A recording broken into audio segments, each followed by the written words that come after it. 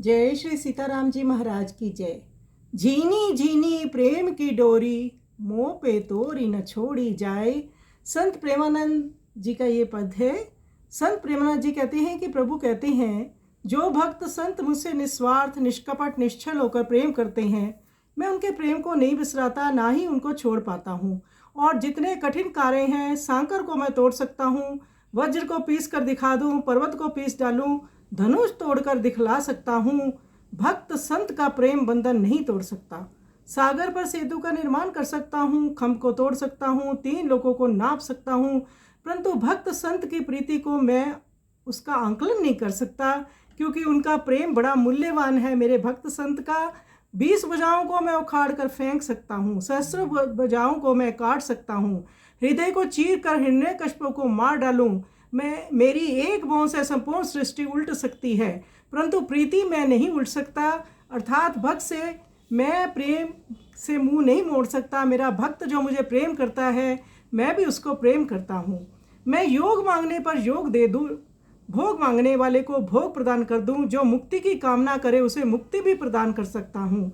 मेरा परम भक्त स्वतंत्र है, वह किन्हीं संसारिक भोगों की कामना ना करता है, वो केवल मुझे ही चाहता है। मैं अनाथों का नाथ हूँ, मेरी माया का कोई नहीं जान सकता, परंतु मैं अपने भक्त की चाकरी भी स्वीकार कर लेता हूँ।